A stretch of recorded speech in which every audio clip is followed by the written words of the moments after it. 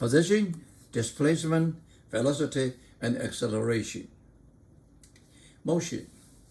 For the time being, we examine some general property of motion that is restricted in three ways. The motion is along a straight line only. That is one-dimensional. 2. The cause of a motion will not be specified until later. We study kinematics. 3. The moving object is either a particle, by which we mean a point-like object such as electron, or an object that moves like a particle, such that every portion moves in the same direction and at the same rate. Position and displacement. To locate an object means to find its position relative to some reference point, often the origin or 0 point of an axis, such as the x-axis in the figure. This is a reference frame, okay? This is the origin of the frame. The position directions of the axis is in the direction of increasing number coordinates, which is towards the right as the figure is drawn. In this case, it's 1, 2, 3 is increasing direction. It's positive direction, okay? The opposite direction is the negative direction. This is the negative direction.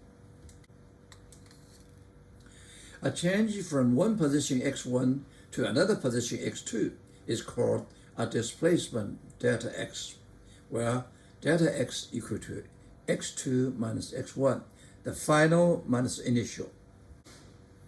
The symbol delta, which represents a change in the quantity, means the final value of that quantity less the initial value. Displacement is an example of a vector quantity, which is a quantity that has both direction and a magnitude. Delta R equals R2 minus R1 equals R final minus R initial. Velocity and speed. Average velocity and average speed. The average velocity V average is the ratio of the displacement delta x that occurs during the particular time interval delta t to that time interval delta t. That is, look at this. The green line is the way a particle moves. Okay. The average velocity, V velocity, from 1 second to the 4 second. This is the 1 second, this is time, to 4 seconds. This is position x, okay, is V average equals delta x or delta t. When t equal to 1 second, and here, x1 is minus 4. When t equals 4 seconds, go to here, the x2 is 2. So we put the number inside. 1 is minus 4, 4 is 2, we get 2 meters per second. Average velocity during 1 second to 4 seconds. Average speed, S average, is a different way to describe how fast a particle moves, whereas the average velocity involves the particle's displacement, delta x. The average speed involves the total distance covered, for example, the number of meters run, independent of direction for average speed. That is, average speed is total distance, no direction, over delta t. Average speed also differs from the average velocity in that average speed does not include direction and thus lacks any algebraic sign, no plus minus, because no direction. Sample. A man standing at the orange of a reference frame walks 2 meters along the positive x direction in a second, and then walks along the negative x-axis 3 meters in the following second. Find the average velocity and the average speed in this 2-second interval. Now see, he started from orange. First second, he was towards the positive thing, 2 meters. And in the following second, it got negative direction, 3 meters. I call this R1 and I call this R2. Okay, so in R1 is 2I, where I is the unit vector along x-axis. Is this direction. So R1 is 1, 2, 2I. R2 is 1, 2, 3, minus 3I. Then the R initial is 0 in 2 seconds. I final is R1 plus R2. So 2I minus 3I. So the R1 position is equal to minus I. This is minus I, this here. Okay. So delta R equal to R final minus R initial. Minus I minus 0 is minus I. And delta S, we don't care the direction, is 2 plus 3 is 5. So in that case, we get V average is delta R over delta T. It is delta R here, minus R. T is 2 seconds over 2, minus 0.5 I. And S is delta S over delta T. 5 over 2 is 2.5 meters per second. This is average speed. This is average velocity. Velocity has a direction. Average speed does not.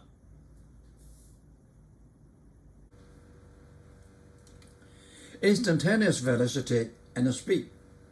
The instantaneous velocity, or simply velocity, v at any instant, is obtained from the average velocity by shrinking the time interval delta t closer and closer to 0. We can imagine that one. Okay. As t dwindles, the average velocity approaches a limiting value, which is the velocity at that instant. This is average velocity. When delta t approaches 0, we get instant velocity, instantaneous velocity. Now, this looks familiar. From calculus, this is the definition, dx dt. So velocity is the derivative of displacement, or derivative of position with respect to time t. It can be larger than 0, equal to 0, or smaller than 0, depends on the situation. In the language of calculus, the instantaneous velocity is the rate at which a particle's position x is changing with time at a given instant. Let me repeat it. The instantaneous velocity, v, is the rate at which a particle's position x is changing with time t at a given instant. That's definition of instantaneous velocity or velocity. Okay, well, look at this one. Okay, look at this one. Okay, this is the curve of position. All right, we want to find the velocity. What did see? Now, according to the equation, the velocity of a particle at any instant is the slope of its position time curve at that point, representing that instant. Now, for example, we want to find the velocity at time t equal to 3 seconds. And we're looking for the t time to second. At this point, the velocity by calculus is the tangent theta. Tangent theta. Remember that? Okay. We do a tangent line for this curve. And this is a theta with respect to positive direction of x. Okay? And tan theta is dx dt, okay, from calculus. So this v, at any instant, we do a tangent of this curve, and we find that theta, tan theta is dx dt, is the velocity at that moment. At different point, we have different tangent. We have different tangent theta, so it's different. Okay? What is speed? Speed does not have direction. Speed is the magnitude of velocity v. The unit is, this is a distance, this is time, meter per second. So velocity equal to dx dt. Dx equal to v dt. We do the integration on both sides.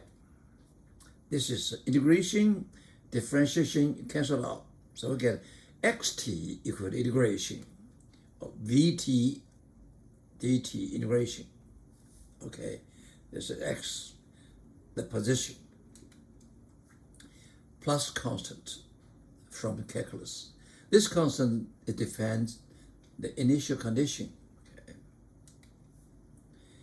Constant is determined by the initial condition. For a same moment, the velocity of an object can be either positive or negative. Depends on how do you choose the direction of the reference axis. Okay, the same movement depends. For example, this is v, your direction. If we choose the positive direction of the refrain, it's this direction, so this is positive.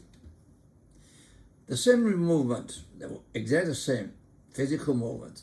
If we choose the reference to, of axis direction, positive is toward the left, and this one becomes a negative number. Okay, this depends on how you choose the reference frame, the positive direction. Sample. The position of a particle moving on the x-axis is given by xt equal to 7.8 times 9.2 t minus 2.1 t cubic. Question A. What is the velocity at t equal 3.5 seconds? Question B. Is the velocity constant or is it continuously changing? It's given x. Okay. We want to find, question A, velocity. The velocity is the dx dt. We do the derivative with respect to time t. This is 0. This is a 9.2. This is 3 times minus 2.1 t squared. So we get this equation. V is a function of time t. When time t changes, v changes. So at this moment, different moment, you have different v. So when t equal to 3.5 seconds, we put t equal to 3.5 in. And we get a velocity at this moment. It's minus 68 meters per second. That means the velocity is in the negative direction of the x-axis.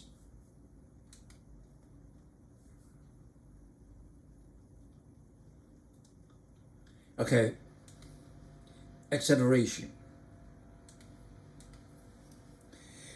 The average acceleration over an interval delta t is computed as t1, you have a velocity v1. After delta t, t2 equal to t1 plus delta t, you have velocity v2. Then delta v over delta t is average acceleration.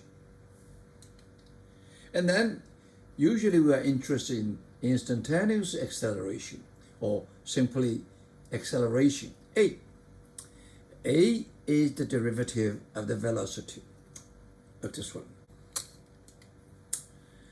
The instantaneous acceleration is the average velocity limit when delta t close to zero. And this is, we know, familiar.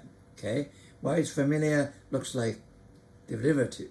But the A average is delta v over delta t. So by the language of calculus, this is dv dt. So acceleration is dv dt, is a derivative of speed with respect to time t. Okay, and because v itself is equal to dr dt. Okay, so A equal to second derivative of x with respect to time t. Okay. A equal to dv dt equal to second derivative of x with respect to time t. In words, the acceleration of a particle at any instant is the rate at which its velocity is changing at that instant. The acceleration of a particle at any instant is the second derivative of its position x with respect to time t.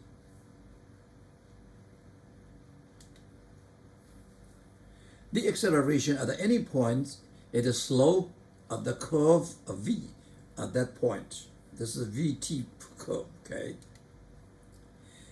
At equal to dv dt. And we move this k, dv equal to at dt. And we do the integration, so we can do the reverse process. We know A, we find a v. Okay, and this constant depends on this initial condition. Okay. The constant is decided by the initial condition. Now, sample. The figure is an xt. This is xt. This is time t. This is x. For an elevator cap that is initially stationary. This is initially stationary. Then moves upward, which we take to be the positive direction of x. And it goes upward, 1, 2, 3, 4 meters higher, okay, upwards. And then stop at this one, okay, stop at 25, more than 25 meters high. Okay. The velocity of the elevator at any instant is the slope of its position time curve at the point representing that instant. So v is equal to tangent theta, as we have learned before. For example, at 5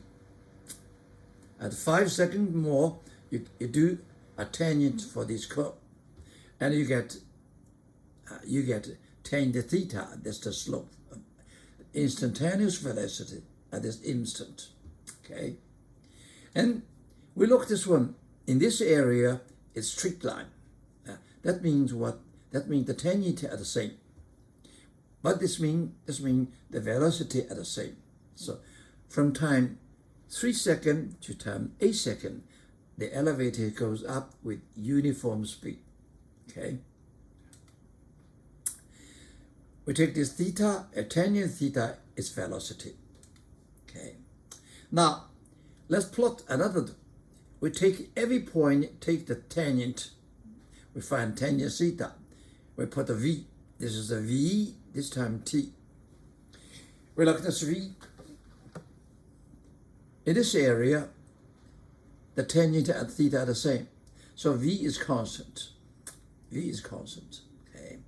In this area, okay, we see the v increase linearly, this area.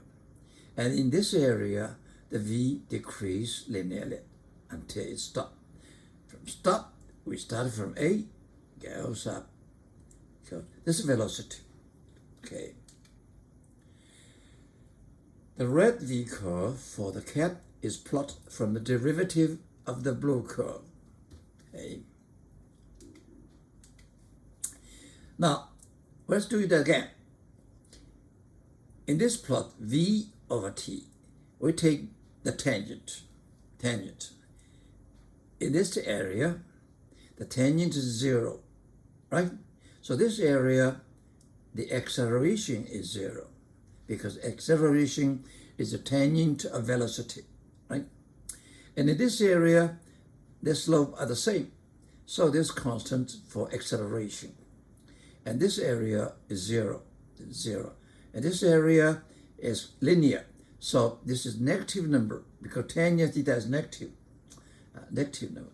So this one, okay, brown one will be acceleration and the t. Okay. The brown acceleration curve for the cat is plotted from the derivative of the red v curve. Is a equal to dv dt. At any point, we find that tangent dv dt, tangent theta, and we plot this one. Sample. A particle's position is given by x equal to 4 minus 27t plus t cubic, with x in meters and t in seconds. A. Find the particle's velocity function v and acceleration function a. They are the function time t. That's simple. We do the derivative of position with respect to time t. Okay, this is 0, this is minus 7, this is a 3t squared. That's it. Okay. And acceleration is do derivative again. Okay, so this is 0, 0, this is 6t. 6t. Okay, we got a v and a. This is given, and we calculate. Question B. Is there ever time when v equal to 0? We say we don't know. We can try. We set equal to 0. Okay. See whether we can find a t. If we can find a t, then we say yes. If we could not find a t, that's it. We say no. So let's do this one, v, let's set it into 0. Can we find a t? Yes, we do find a t. T to 3 seconds. Okay. So then we see, yes, there is ever a time when a t equal to 0, that is at t equal to 3 seconds. Question C. Describe the particle's motion for t larger than 0. So when we describe the motion, we describe 3 things: position, velocity, and acceleration. Now, that's t0. We know we put t0, we get x equal to 4. Then we see velocity, t0, velocity is minus 7. So acceleration is 0. So when t equal to 0, x is 45 in this direction. And the velocity is minus 7, go to negative direction. Okay, velocity is to negative direction. A is 0. Then we see 3 seconds. This is v equal to 0. That means the velocity will change direction. So let's see what's happening at t equal to 3 seconds. T equal to 3 seconds, we put 3 here, x equal to minus 55. It goes this one is triggered, this is here, minus 50. And the velocity is 0. This one is stop. It goes slower, slower, slower, stop, and return back, right? Yeah. And the acceleration at 3 seconds is positive. Acceleration is always positive, okay? So acceleration goes this right direction. All right. Let's see between them. Between them, the speed is getting slower, slow, negative. Okay. And location is in between 4 and minus 40. Okay. Okay. Velocity is always negative. Velocity is always negative. Getting smaller and smaller. Okay.